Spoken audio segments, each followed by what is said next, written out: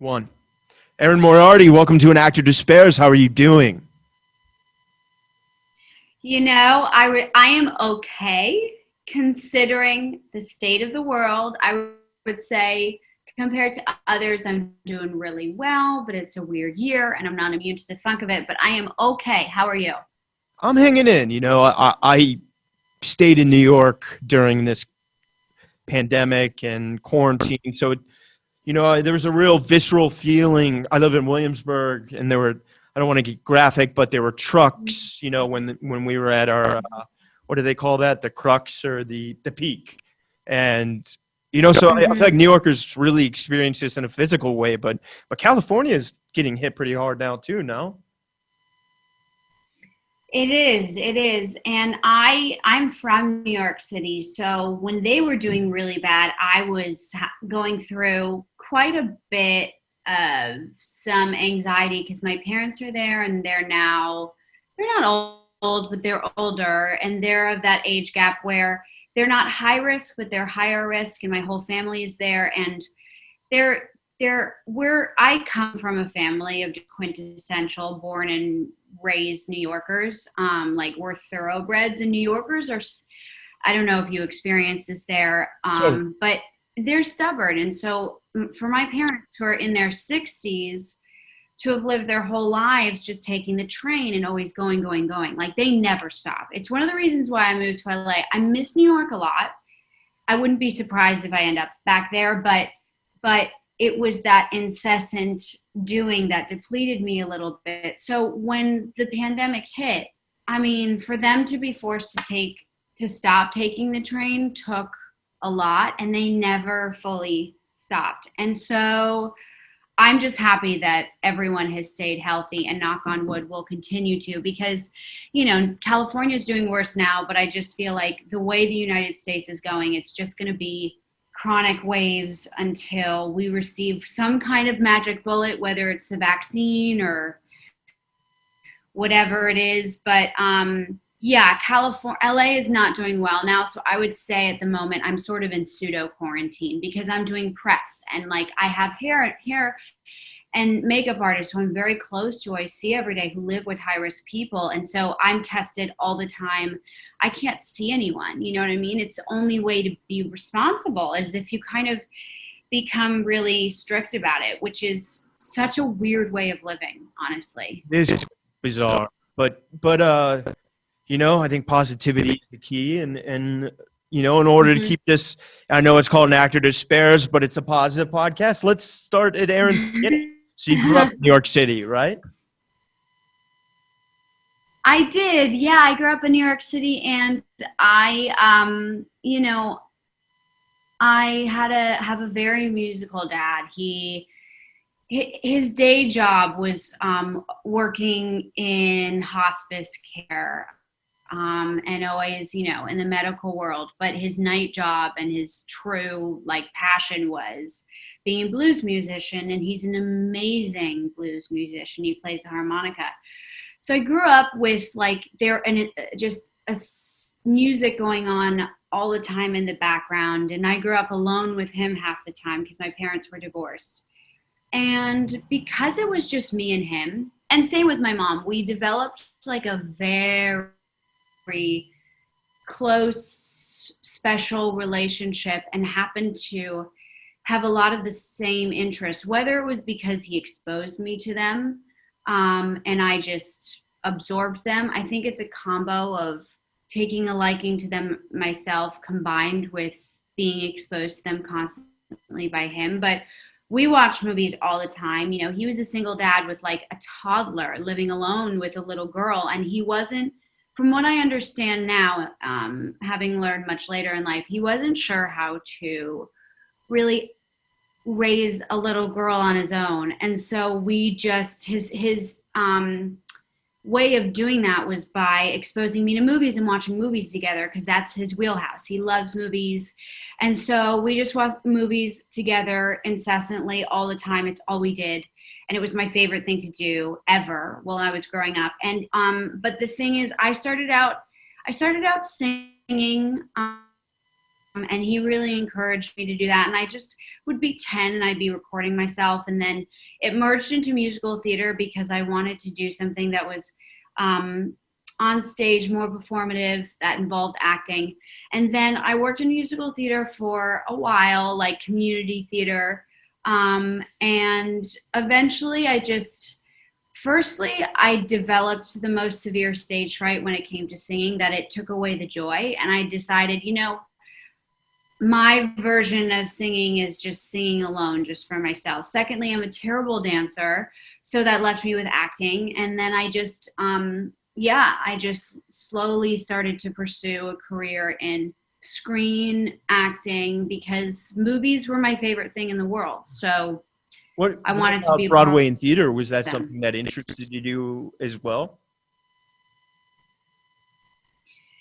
Yeah, that was honestly, when I was younger, that was my total ultimate dream. I think when I was 15, I met an agent who represented or knew a family friend of ours, and he did TV shows and he did commercials.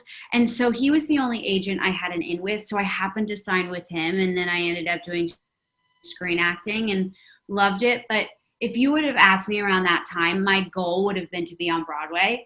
Yeah. And still to this day, Broadway to me, and doing plays, and that the intensity of it and the uninterrupted 2 hours of immersion into a character is heaven.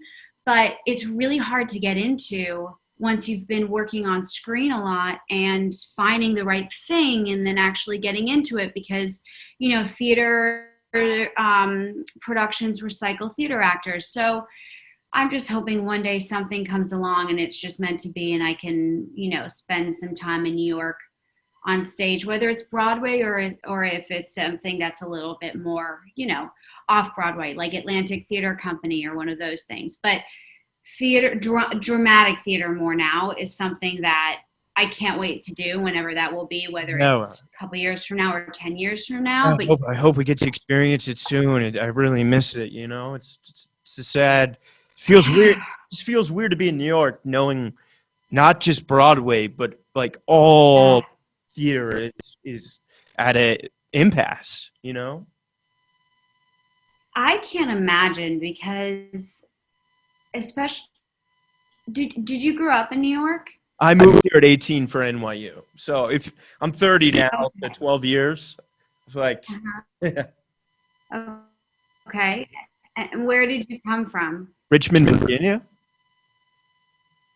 Okay, yeah, okay. So you've been in New York City for long enough to have experienced, obviously, for an extended period of time, just, New York, what it is at its core. And I haven't been to New York since this all started. It's the longest time I've been away from it. And even the concept, I'm getting chills right now, of fathoming a Times Square that is dark feels apocalyptic to me. And I miss theater so much. And I'm concerned too, like, there are people around the world, whether it's like in New York City, it's restaurateurs that have like lovely little hole in the wall restaurants, or it's theater actors and theater productions. And, I've already heard a scary statistic, which is that only so far, right? Because we're far from this being over. 25% of small businesses in New York have closed permanently. So I think, the impact is huge. But I also think that coming out of this, and the deprivation we're all experiencing of like not being able to kind of be creative or even just work, like whether it's in a restaurant or what have you, is gonna light a fire behind all of our. Am I allowed to curse? Yeah. Fuck, piss, hello. Yeah. Okay. Great. That makes it a lot easier for me. But it's gonna light a fire behind all of our asses to just fucking commit to like bounding back into our jobs. And I think New York is going to come back at full force, despite what some people think. And I think that we're also not going to take a lot of that stuff for granted that we usually do. Yeah, totally. I love your honesty and the positivity there.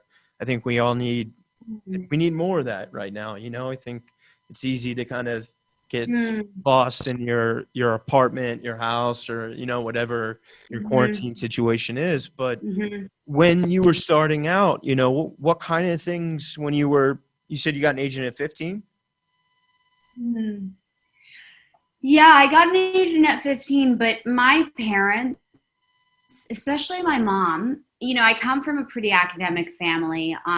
My mom's side, my mom works in finance. My mom's side of the family is all doctors. My dad worked in hospice. Like education is really valued in my family, and so the fact that I didn't go to college kind of made me a little bit of the black sheep. And so when I was 15 and I begged for an agent, the compromise was that it would just be a commercial agent because he wouldn't take me out of it wouldn't take me out of school too much.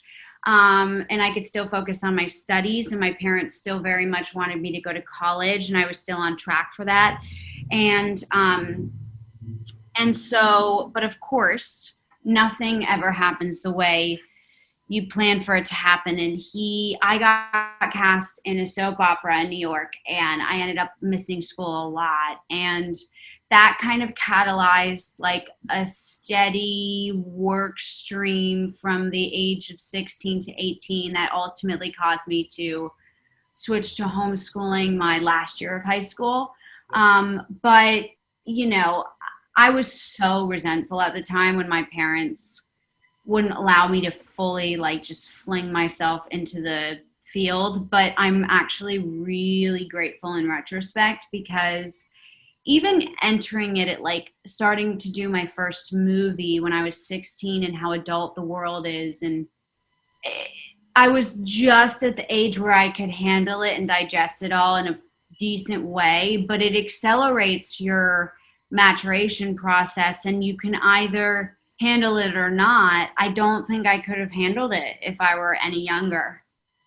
Yeah, yeah. I mean, I just had Jenna Malone on last week, and starting so young, Mm, I feel like it's a blessing and a curse, to yeah, dig into the chaos of this business and the monstrosity of yeah, some of the people that we now are publicly known as monsters, and there's a yes. reckoning continuing to happen, and I hope it only gets better in that direction. But then I'm curious for high school, did you do LaGuardia? No, I didn't. I wanted to go. And again, like my I was okay, so I was not allowed to go to a school that was performing arts. I like my family are very much, if they didn't go to an Ivy League, they went to a sub Ivy, right? And Got so they said you're going to go to private high school because it combines arts and academics well with the public schools in New York City.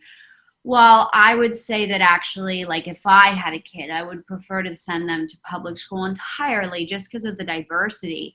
But public schools, not to generalize, but it's sort of true that like you either have the ones that are like Stuyvesant or Bronx Science or those which are extremely academic, and those would have been the ones that I would have gone to, or you've got the LaGuardias and the Bronx Science. While that would have been the one that was accepted by my family, it just didn't have the level of, it didn't have the balance between academic and art. So I ended up going to private school because it had a bit of both. Oh, And that's that good. was, again, another compromise. So yeah, really my whole childhood, as soon as my parents realized how committed I was to the acting thing, was a matter of supporting it, but Yeah. kind of trying to keep me grounded and let me be a child for as long as possible Yeah. and really explore the acting while also really getting a good education, And real human Yeah. socializing experiences. Yeah, I mean that was so important. And it's interesting because again, I feel like I kind of entered the industry at the exact right time because I was just old enough where I was young, I was making so many mistakes. I was definitely mature, but around 18 I got my first job where I was surrounded by adults and we were playing a family. And I'm just really lucky for this, but they were all so lovely, and they kind of took me under their wing. And to this day, they're like my best friends. And they played like the people who I was closest to played my aunt and my uncle. And they, to this day, have held roles like that in my life. And they are the ones who came in when I was 18. And I probably could have gone on two paths, right? I was on a path of one that was, you know, I was really like dedicated to pursuing my career, but I also was not, my lifestyle was not healthy. You know, I succumbed to all the cliches. And then I had people who were older. In fact, I lived with one of my best friends from this TV show. We lived together for 6 months, and she taught me like, no, this is actually how you can have fun, but also live a healthy lifestyle, and you're going to feel better doing that. And that changed my life. If that had not happened, I don't know where I'd be now. I'd probably be in the same place. I would just, you know, have some things I'd have to work through even more than I already do in therapy. Me too. Yeah. That's been the hardest part about this whole quarantine thing, is having to switch to virtual therapy, you know? Totally. Yeah, it changes it so much. But in every sense, it's like, you know, even in the beginning when we were all just like FaceTiming our friends and anyone who was not in our quarantine pod, I'm an introvert. Like, I really like to be alone. That's where I get my energy. In fact, I like to be alone too much, but I like to choose to be alone. And then when real social interactions were extracted from our lives and it was just reduced to FaceTimes, it got really hard. It just like, it teaches you that connection is just such a pillar of our health, and no one is immune to that fact, I think. Yeah. So then, can you say what film this was that you booked at 18? Because I'm familiar with your work. The one where you had. Actually, okay. Was that? So this is interesting because it actually was. It what? So you did a few soaps, didn't you? Uh-huh. Was that your first? I did a few. Oh, I did. Okay, so I did one soap, but that was when I was really young. This that I booked at 18, really funny because it just goes to show, people say this, but it's true, that you never know what's going to come back around or what you will be able to get out of a job eventually. Because this was an ABC show that, sorry, can you hear me? Do you want me to close the door? Can you hear that? Is it loud? Bro, we're fine. Okay. So this job, it was a show on ABC. It was called Red Widow. It didn't turn out the way any of us wanted it to turn out, and it got canceled right away. But we shot it for 6 months in Vancouver. It was my first time being a regular on a show.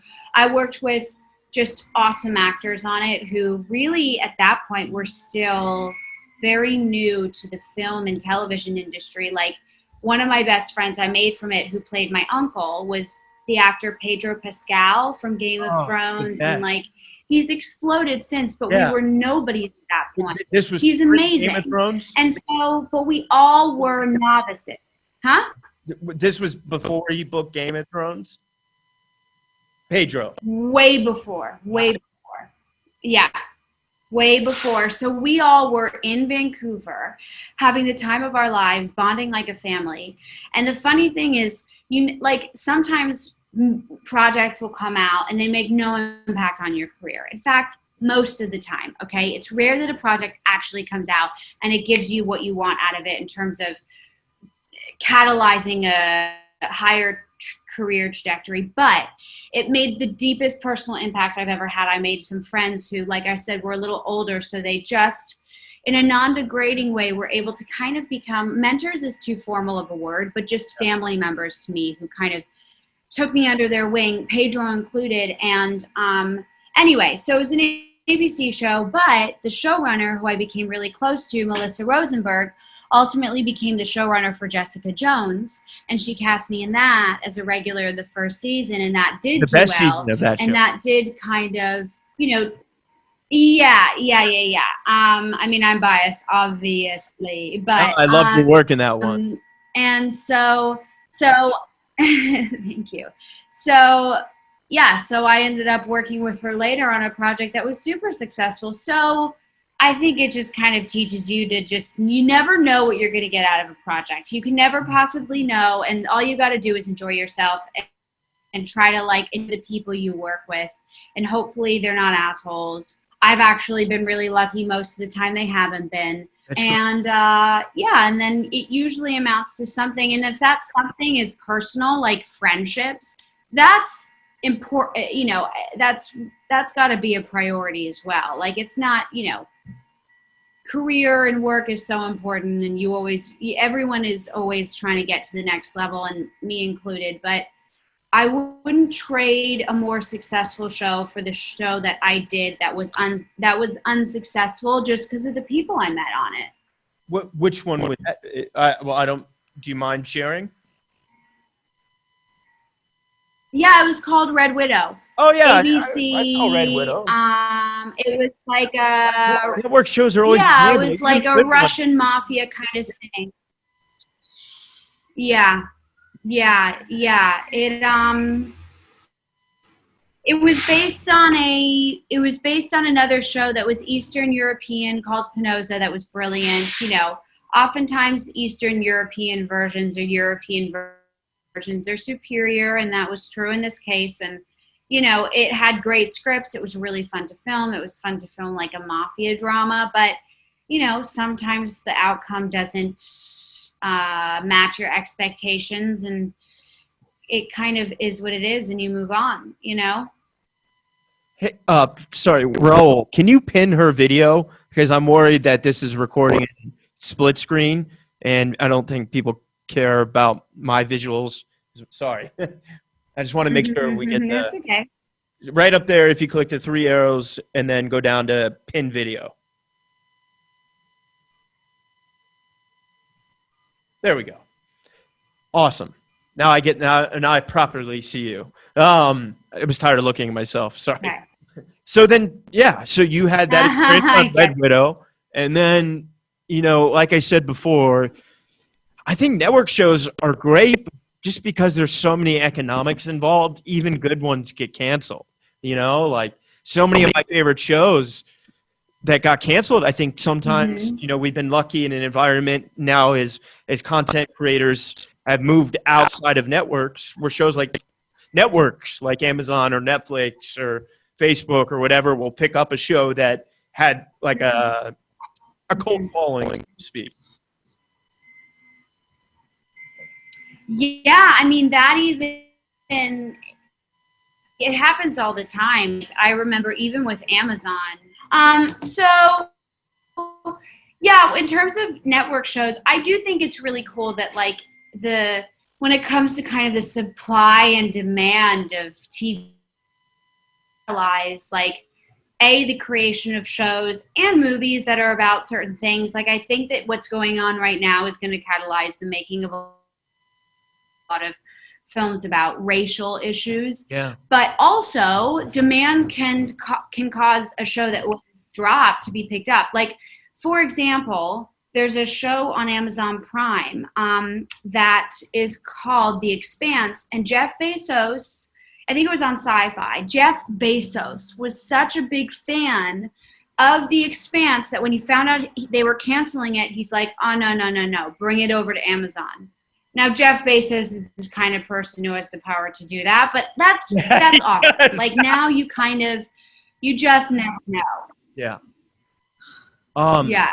I feel like your career is literally my dream career. I mean, you've worked with all the greats, and you've been able to buoy it with like cool indies like Captain Fantastic and Kings of Summer, and then like cool action, you know, like was it Fathers? The Mel Gibson film. I love that one. Father? Yeah. Yeah, because I'm sober and I just love the opening monologue. You know, it's like so it just touched me, and then your relationship. But before we dig into all these projects, you know, I'm curious when Red Widow, is that correct? Yes. When you went back to the marketplace and you went back to your agent, what was interesting to you, Erin? Like, did you guys have a plan of doing co-star, guest star reoccurrings again? or were you interested in making a movie shift? Mm, Because I know you did The Watch, which was a huge hit. yeah. Yeah. You know, it's so interesting because I really wish I could say that, like, after each project in the beginning, I went back to the drawing board with my agents and said, like, this is what I want to do, this is what I don't want to do, and let's find this and find that. But honestly, I was still at such an early stage that I was just having auditions come at me and saying yes to most of them. And if I got a job, saying yes to most of those. Like, I was still very much in the phase of just kind of adopting the concept of work begetting work. And honestly, the variety of things ended up being a lucky happenstance that I actually didn't have full control over. You know, I was young, I was auditioning for everything. After Bloodfather, I did Captain Fantastic right after, and then I didn't work for like a year. You know, it just goes to show. Like, I remember booking Bloodfather, and you never know, and I Was that didn't, a fun experience but it's the working lead with opposite Mel Gibson, and you make assumptions. like all the action? Was that a blast? It looked like Yes, it was so much fun. It was so fun. The funny thing is, like, when it comes to action films or action sequences in films, like, I'm not a huge action film person, but when I've done action scenes in The Boys and Bloodfather, I have loved doing them. I think they're so fun, and I think it's just because it's like a side of myself that I don't normally tap. Like, I don't ride motorcycles. I don't fight people. Yeah. And so it was just always like a high adrenaline thrill. And Bloodfather was so fun. And it was just, you cannot, the experience of working for 2 months with an Bill acting Macy, Olympian Gibson, some of the opposite them, yeah. basically. Yeah. One-on-one every day, 2 weeks is like boot camp for acting, and they're great. So you feed off of them and they make you better. And it was just invaluable. Like, and not only in front of the camera, like off the camera, and the way they conducted themselves. Cause Mel, you've got this mega star, and he was just like willing to do everything, willing to force his call times, meaning do less of a turnaround. He was just like a cool presence on set. And you see someone like that who's really cool, and you just are like, you know what? We work in an industry where we're so lucky that what our habits or our jobs, like not habits, our passions and our interests are our jobs. And that's really rare. Like, I've seen it in my parents. For me to get paid for just what I love to do for fun, that I would actually do for free, is amazing. So you see someone like Mel Gibson, who's so nice offset to everyone, no matter who they are in the crew. And you just think, like, we're the lucky ones. We're the ones who get compensated some of the most on any set. We're doing something that we just get to have fun with and get paid for.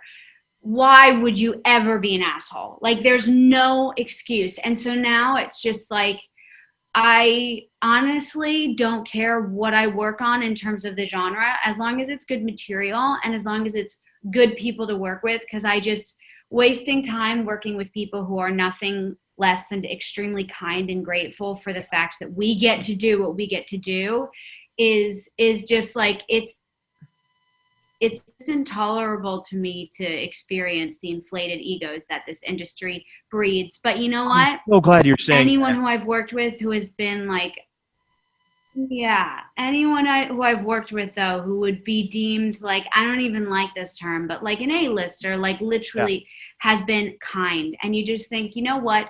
Those are the people who have longevity, because at the end of the day, you want to work with those people. They make things easier. Yes. Film sets are intense.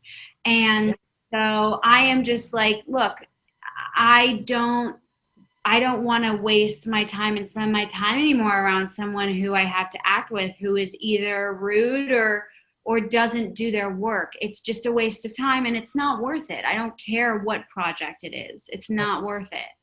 I couldn't agree more. And I think, one of the intentions of this show was like, going after guests that I've heard aren't assholes and are cool. And that's why I'm so excited to talk to you, because I love your perspective and I love your talents and I love the diversity, you know, like I got to ask, you know, like being a part of something that just goes crazy through the award circuit and being in like one of the most adorable, funny scenes in the movie. What was that experience like? Was that fun? Just like seeing that movie shoot, you know, what was an indie quote to, you know, being at the Oscars and Golden Globes and all that?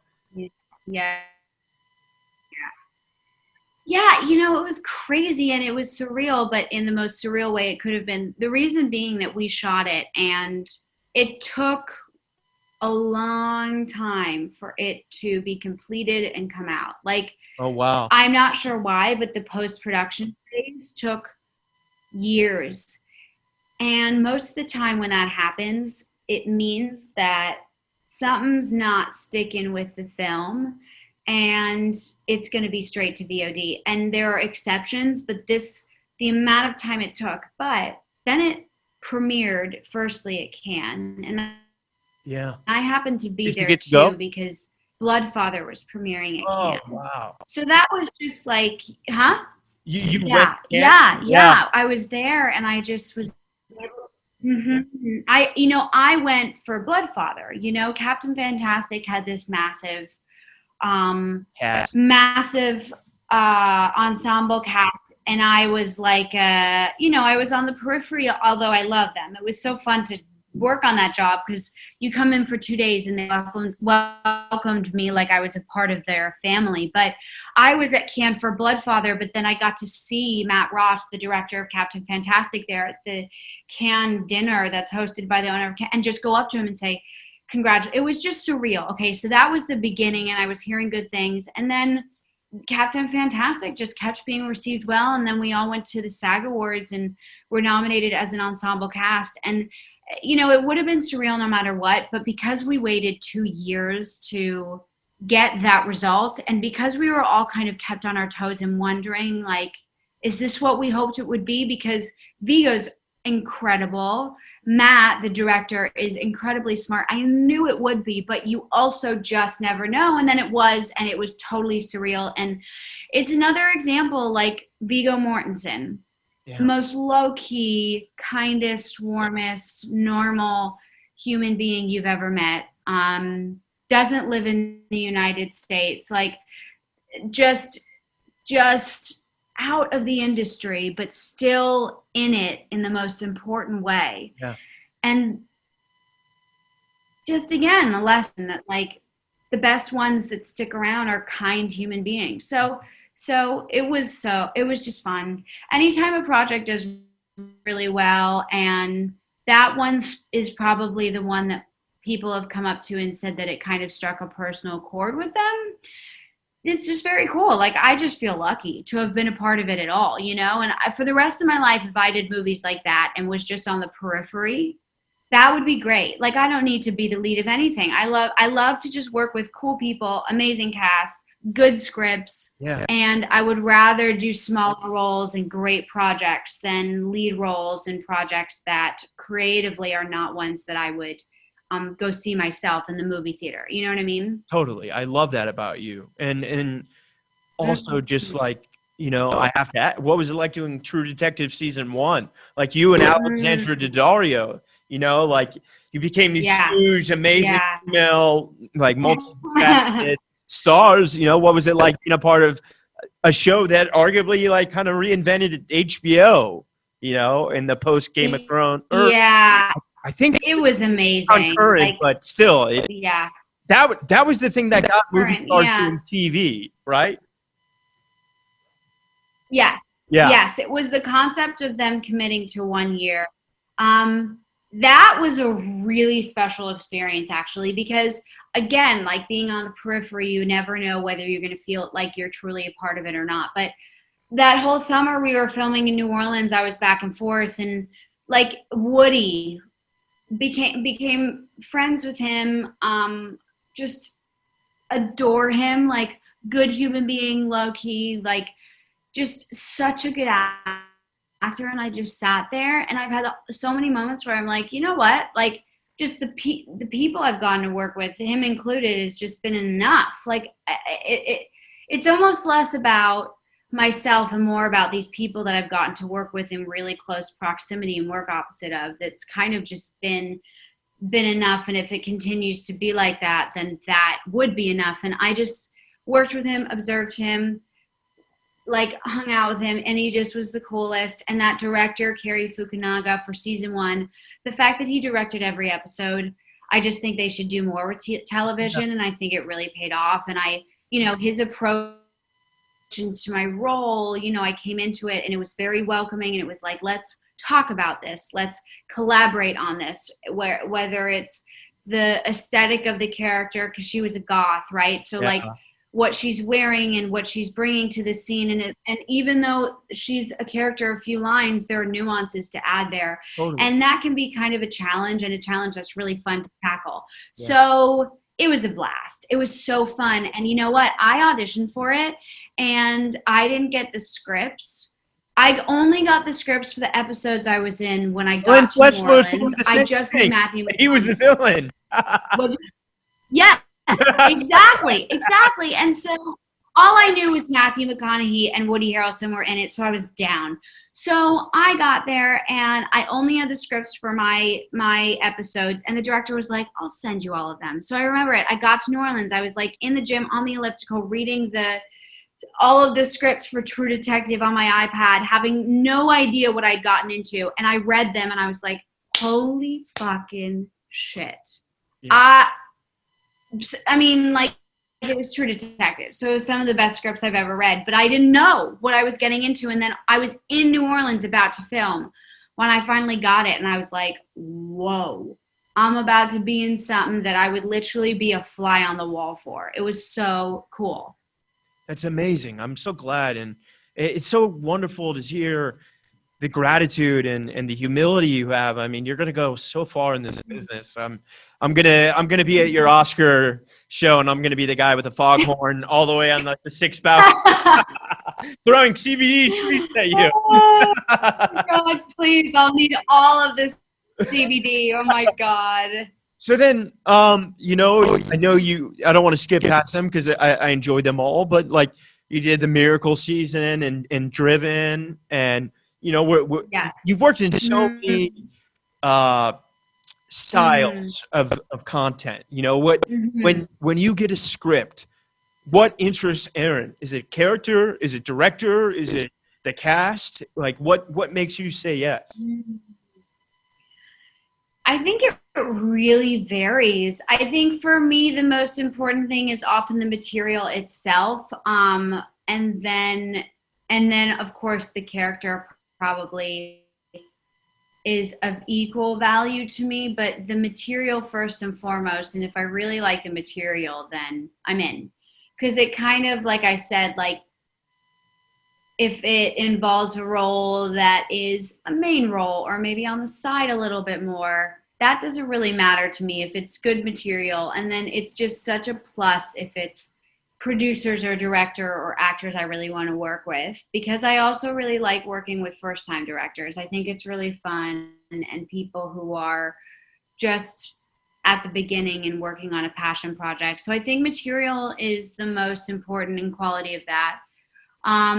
But at the same time, if there's material that I think needs work, but there's a character in it that I know, like that involves something I've never done before, that would be a particular challenge or something that I've formerly been afraid of, then I see a benefit in doing it for that reason. And so I'll do it for that reason. But, the only thing that I would say is the thing that I would say is the most important is just kind of, getting on a group call with my reps and just saying like, okay, let's try and make this a really mindful choice. And what here could be something that's really fun to work with, whether it's just merely being in a project that's got a great script, that's enough. Or script meh, but the character's got stuff I've not done before, and that alone would be fun. Or honestly, if something's about to film in Paris and the script ain't that good, but I get to go to Paris for 3 months, I'm not opposed to also doing something for the life experience. Hell You yeah. know, like I'm not above that at all. Yeah. Of course. We'll get you the next Mission Impossible. It's a lot of factors. I said we'll get you in the next Mission Impossible. You could be the next Bond girl. Perfect. Yeah. I mean, Yeah. wherever, just any project that can take me to the best environments, and those would be the most high profile of them, but I'm not going to say no to that. I would love to relocate to somewhere really beautiful and foreign for a while, especially after this year. Oh my God. Couldn't agree more. So then talk to me, before we jump into The Boys, do you enjoy working in comedy and drama equally as much? Like, I know we spoke about the indies, and I totally agree. That's, as an actor, that's the work I want to do. But like, do you find comedy fun? Because I find it personally very difficult, because like, I can deliver a monologue, but like where a joke hits, I never know where to land it, And that's why I never understood why comedy is not like a part of the award season. It is in like the Emmys and Golden Globes, but the Oscars, there should be comedy section. Yeah. I agree. And, I've always thought that really good comedians usually can make really good actors, but really good actors can rarely make really good comedians, I love working in both. I would say that comedic acting is not my forte. Like, I'm just like you. Give me a dramatic monologue and I'll work through it, and that's more in my wheelhouse. And I think also it's because I went to acting classes in school, and it's like they really focus on the drama of it. And I'm not saying that's necessarily a good thing either, but let me put it this way, like, there's a reason why in a lot of the comedies I've done, I've played a straight character. And that's not to say that it's something that I continuously work on. And I just find I find comedic timing and deliverance to be really specific. And I have so much respect for people who can nail it. Like Jack Quaid is an example of someone who's really, he basically is a comedian, right? And he asked Jack about the movie we did together. Yeah. Jack and I did a movie together. What did you say? Jack's was a good friend of mine. You did? What movie? Oh, he would get so mad at right. me for announcing it because it's so bad. But we played enemies. I'm gonna watch it tonight.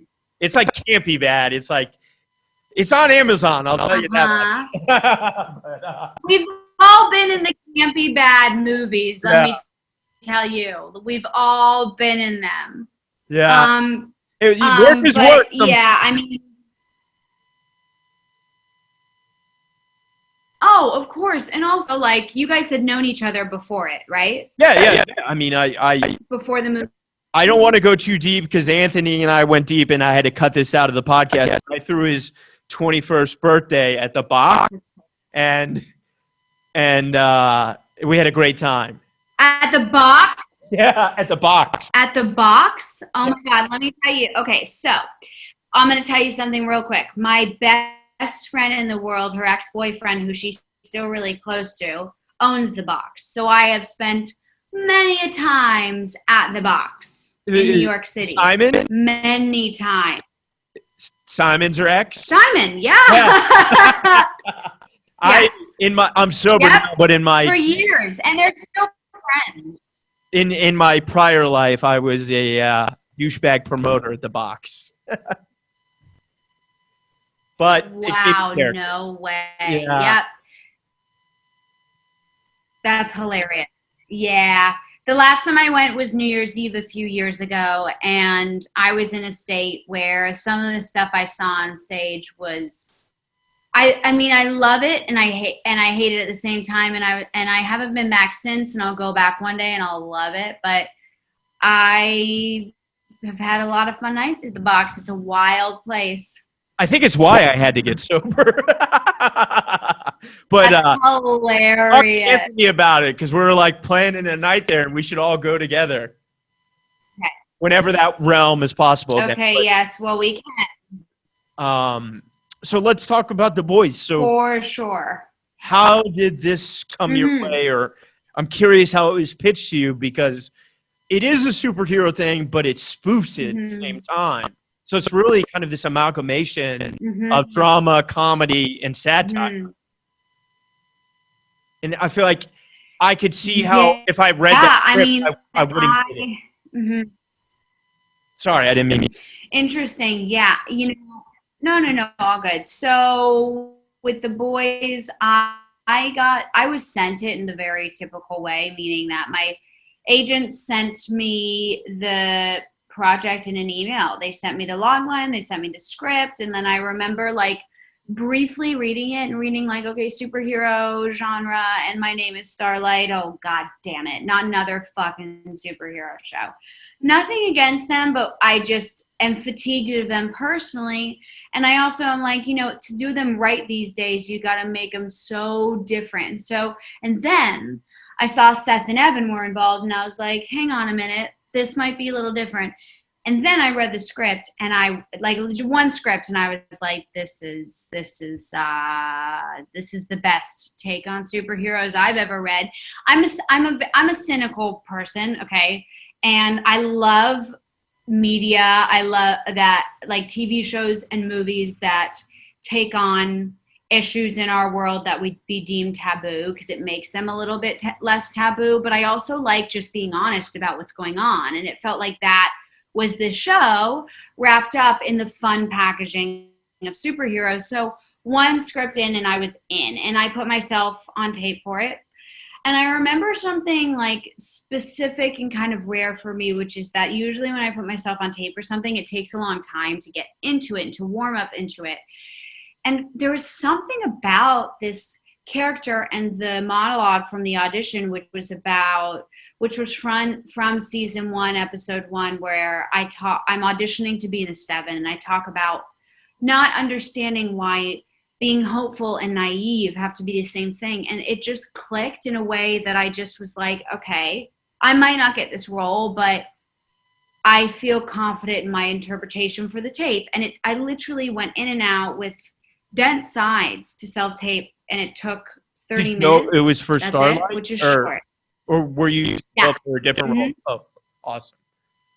Starlight. Yeah. Definitely Starlight. So I auditioned for her, and I didn't hear back for a long time. And I emailed my agents months later, and I was like, hey, I know there's probably a cattle call for this, but I really like it. Any word? And they were like, yeah, actually you're going to test for it tomorrow. No. And it just happened really quick, and I didn't expect to get it. Yeah. But no, I was in, when I read the log, when I like glanced at the log line, glanced at the title, glanced at the role, my visceral response was, do we really need another one of these? And then of course the script defied that initial perception, and I was in. Like script 1, the way they introduced that character, I was in. And I'd wanted to do a TV show for a while. I'd been doing indies for a few years at that point, and it had been awesome, but I really was craving the consistency and the ability to sink my teeth into a character for an extended period of time. And it came along. So it was just fortunate. Like it was just really great timing. And script number 1 had me sold by like 10 pages into it. That's amazing. And how was the test? Like, those can be so, the pressure you feel, like, how did you get out of the for the actors listening, how were you able to go in there? Because like, I talk about this all the time on this podcast. There's the difference between good acting and great acting. And you are a great actress. And I mean that with every word of sincerity, because there's no other actress in the world that could have played that role. Like, I mean, I could maybe A-listers that couldn't have done what you did with that character. Wow. And I firmly believe that, obviously Anthony's, is a hilarious villain, but you carry that show, you are the boys, like, so what was it like when you walked into that?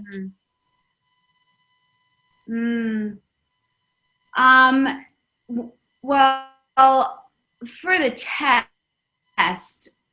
I remember walking into it, and it ended up going on. It took 90 minutes. It took an hour and a half. So it was really long for a test. And what I remember is Eric Kripke threw like 10 different versions of each scene at me. And I think, you know, of course, in the moment, I'm a standard self-conscious and insecure actor. And so I thought, oh, I'm not getting it quite right. But in retrospect, I think it was him throwing me different versions just to see if I could adapt. And so we did lots of different versions, and it took a long time, but it was really fun. But I also, you know, when you're putting yourself out there so much for a project that you really want and you're expending so much energy, you leave it feeling like you've run a marathon, right? Totally. So I walked out exhausted. And Eric did something that no showrunner's ever done or no director's ever done to me, even when I booked a role, that was so reflective of who he is. He's such a good dude. He said, you know, just so you know, no matter what happens, like you're the creative choice. I am rooting for you. And it just made me realize that I hadn't fucked up the test, but also you had that a wonderful ally. Yeah, and that, you know, if it didn't go my way, I still would walk away knowing that I had done a good job, and it's just reinforcement to keep going. But then I did get the job, and so that was awesome. But it was just really kind of him to say that, because as actors, we don't often get that intel. I often have to reach out to my agents and say, hey, can I get feedback, even if it's negative? Yeah, Can some casting directors give me the time of day? Yeah, just specifics. Like, I want to know, like, let everything be a learning experience. And so for him to say that made me walk away feeling like I'd done everything I could do and it was out of my hands. And so the whole process was one that was kind of special and great, and would have been special whether I'd gotten the role or not.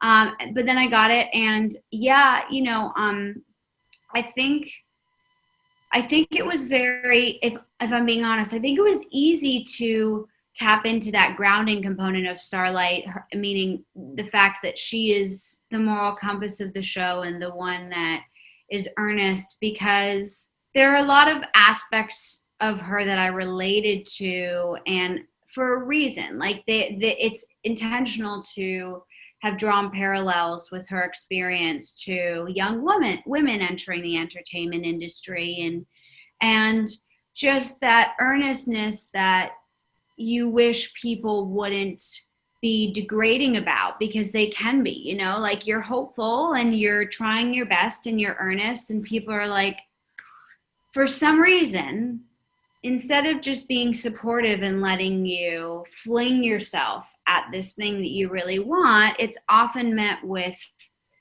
not always, but sometimes with and sometimes unintentionally, but a condescending response. Yeah. And the honesty of the character is something that I seek to have in myself, and there are lots of aspects of her that I related to that made it really easy to tap into the role, and made me also feel very invested in the role. So if there were components that weren't directly related to me, I just kind of fell in love with her, and I kind of it became very important for me to do her justice in the sexual abuse part, because she matters to me in a weird way. Like, she feels like, you know, she's kind of sunken deeper under my skin as we've continued to film. And because she's such a good human being, I've always felt kind of protective over, you know, anyone who's newly coming into the industry, and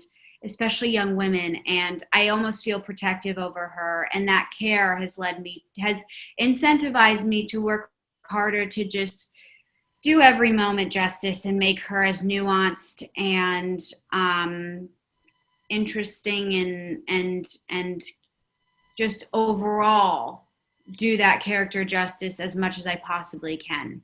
Well, you certainly have done, I mean, an out of this world job with her.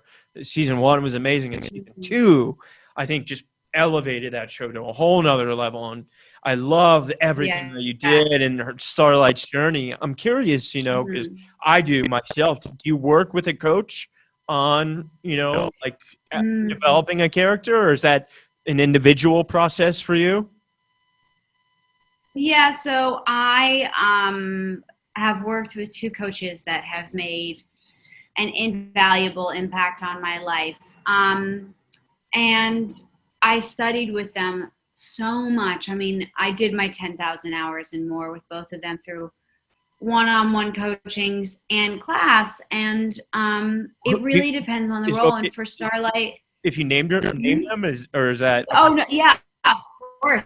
I want to give them credit. It would be Sheila Gray in New yeah. York City, who actually also taught Chase Crawford. The Deep was one of his first coaches too. Wow. And Michael Wilson out in LA, who I just love him. And just, you know, I think with really good coaches, they become like family members or Yeah. therapists to you because they learn so much about you and you're so Totally. vulnerable around them. And Michael Wilson just laid the groundwork for how I approach roles. And I spent so much time with him that it kind of just exercised my, I always like to use the word technique. It sounds so formal and a little bit hoity-toity, but technique muscle. And so I use that technique with every single scene. I use the Starlight. So we've not done one-on-one coachings for it, but he's the reason why I use the technique I do, and the reason why Starlight has the nuances she does. And,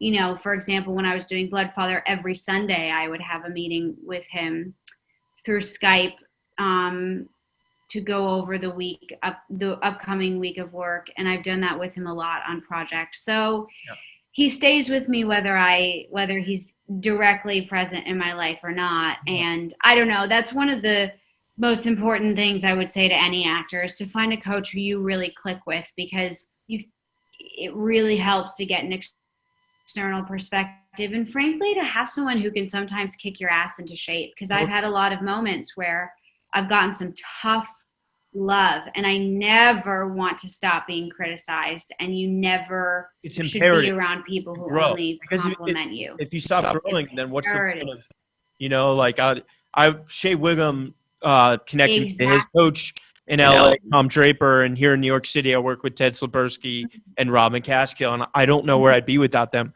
And I'm shouting them out because they've changed my life. So it's therapy in some way. Yep.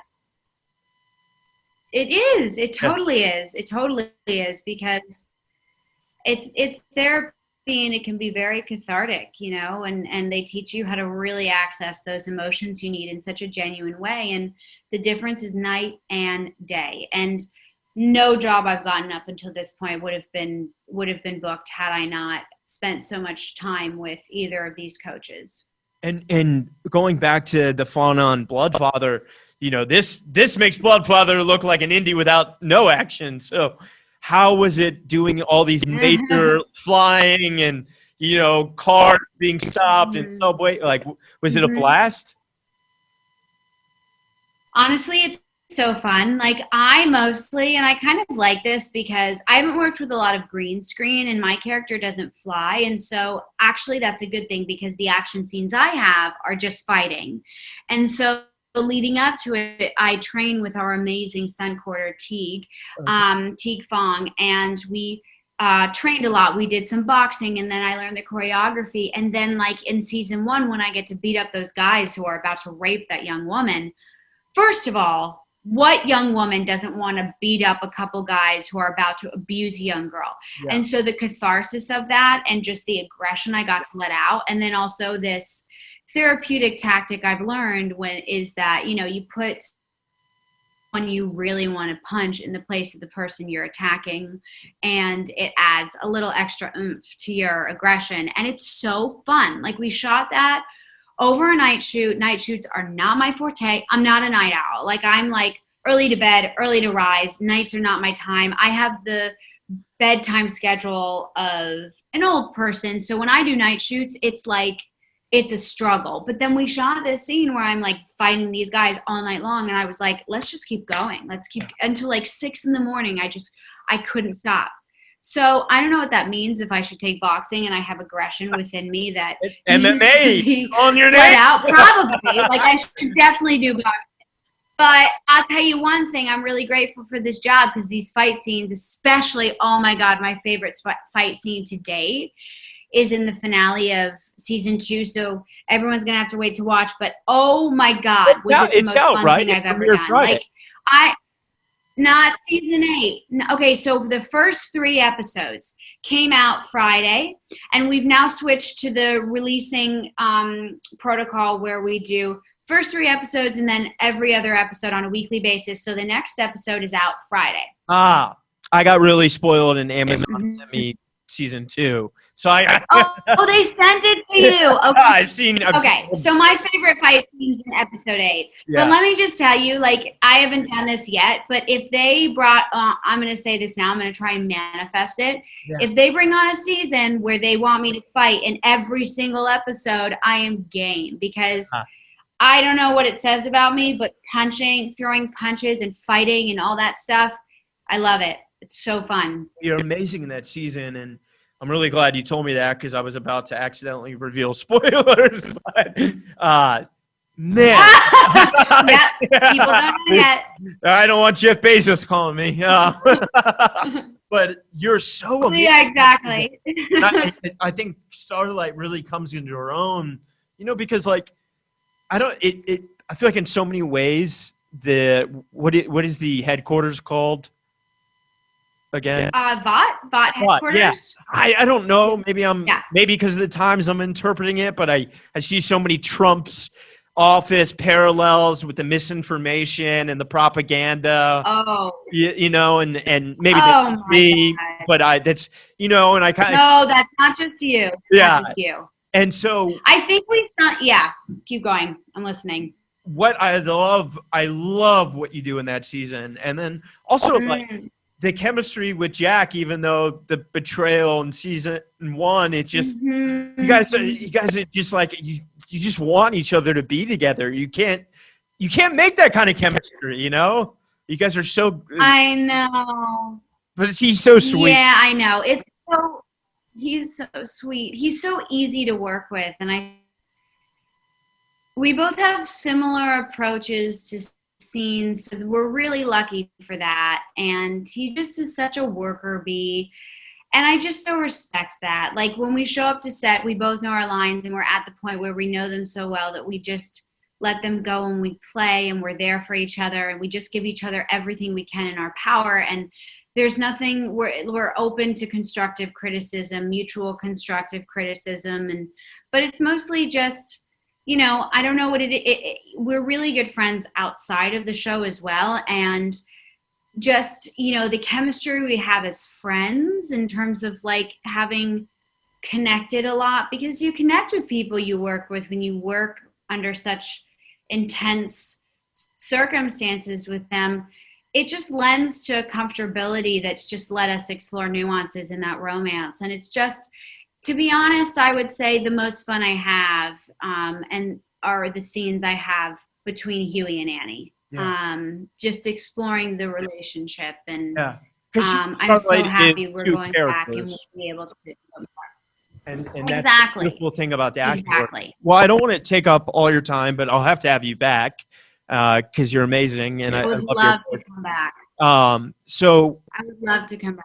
What, for all the actors listening, and I know this can be a very broad question, final 2 questions is, what advice would you have? It's a pandemic, auditions are scarce, even if you are with, UTA or CAA, people, even Anthony was saying, he doesn't know when certain things are going to go for him.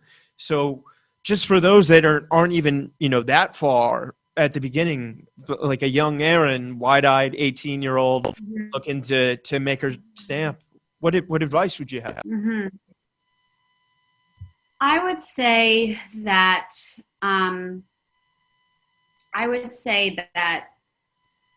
the slow burn lends itself to longevity and satisfaction more than the peaking very young. So I would say to trust the slowness of booking jobs, gaining experiences, learning from them, and actually not expecting or hoping for something that will make you explode at a young age. Yeah. I think slow burn and slow progression leads you to a place where with every opportunity you're really ready for it on a personal and professional level. And so everyone says this, it's easier said than done to absorb it, but to just, if you're an actor, yourself, you can trust your ability, trust that, and be patient. And then the other thing would be to never stop studying, especially when you're young. And going back to what we said is find a coach.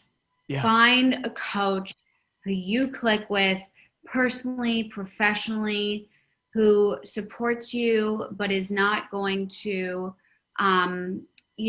be at all lazy with you, meaning they're going to give you the tough criticism you need when you need it and kind of a kick in the ass when you need it, but then also always do it with love and also give you the support when you need it and the encouragement. But it's that coach. I would say that there are so many actors, successful actors I know, who attribute, myself included, their success to a coach that came in during a formative period of their career and just gave them the external perspective they needed to hone in their approach to building characters. So, yeah, I would say those two things. Okay, two final things here. What's next for Erin? I know we're in a pandemic, but do you have, I know Boys got picked up for season 3. So yes. Is that going to be the next thing, or you got anything else? Yeah. So yeah, that's the next thing. I got to be honest. That's been one of the reasons why it's been one of the harder years. The thing that I had lined up that I was really excited for was going to film in New York City, and so it's fun to grab coffee. I know. I know. Well, I'll be there eventually. Trust me, I miss it so much. But I know. But so it will be The Boys in January. That's what I assume. Oh, you guys are starting in January. The thing that we're starting in January. So it's September, October, November. Before we know it, it's the holidays. I would have loved to have done this project this year. I wish I could talk about it. Yeah. It was so exciting, but I'm not going to because I don't know when we're going to start. Look, for me to have lost a job this year, but to be able to return to The Boys is still a lucky position. I'm not going to complain too much, but unfortunately, anything that I was excited about other than The Boys is being tabled until we finish season 3 because nothing's going to happen before we start season 3. But we will have an entire new season that is starting to shoot in January. Okay. Well, Erin Moriarty, I'm such a fan, and I got so much love for you, and I look forward to the day we can finally connect when this chaos is descended, and I'm wishing you positive energy. And I've heard that you've enjoyed CBD, and as anyone who listens to this podcast knows, there's a 2-minute ad at the top. So I'm going to send you some Kind Farms product. Let me take over that 2-minute ad slot or add to it. I know that you recently did an interview with my good friend Anthony Starr, who's also on The Boys, and you sent him a CBD package. And I have been stealing all his CBD gummies. So, and I have been taking them in the morning, taking them at night. And let me just say that CBD in general, I'm fully behind, but I need now more than ever. And those CBD gummies, I've had a lot. I'm a CBD person. I am all for it. Those CBD gummies are the best I have had. I'm obsessed with them. So, well, Kind Farms, thank you for your product. Sponsored. This is not sponsored. This comes from experience, and I will continue to steal some off of Anthony. I'm going to send you a package. I'm going to email Narrative right after this ends, and I'm going to hook you up. And I got so much love for you. Appreciate that. And let's do this again. Likewise. Thank you so much. Yes, please. Would love that. Maybe in person in New York one day. Come to the studio, and I cannot be. I know. Well, we'll hang. Any excuse to come to New York. Yeah. Yeah. All Great. right. Much love. I'm going to shoot you a follow on Instagram now. Thank you so All much. right. Okay, cool. All right. Bye. Bye. Bye. I am thrilled to announce that An Actor Despairs is partnering with a wonderful CBD company called Kind Farms. Everyone out there has heard of CBD. I started taking it a few years ago when I first started getting sober and to help with my anxiety. Sadly, as one can do, I was overtraining in the gym, and a friend recommended a topical and a tincture to help with the pain. I tried it. It was okay. However, recently, I was introduced to a product that has really changed my life. Not only has it helped me with anxiety, but I am stronger than I have ever been. I'm able to carry out lifts my body used to prevent me from doing. Kind Farm products have single-handedly changed my life athletically and personally. They utilize 100% local licensed farmers, organic cultivation, and CO2 extraction for superior CBD. Kind Farms is turning CBD to a kind alternative to pharmaceuticals. Let's transform Tobacco Row into Hemp Row. If you want to get involved, please reach out. Together, we can make a difference. You can use my code RYAN10 for 10% off. You can find them on Instagram at Kind Farms Inc., all one word. That's KINDPHARMSINC, and their website is kindfarmsinc.com. Once again, my code for 10% off is RYAN10.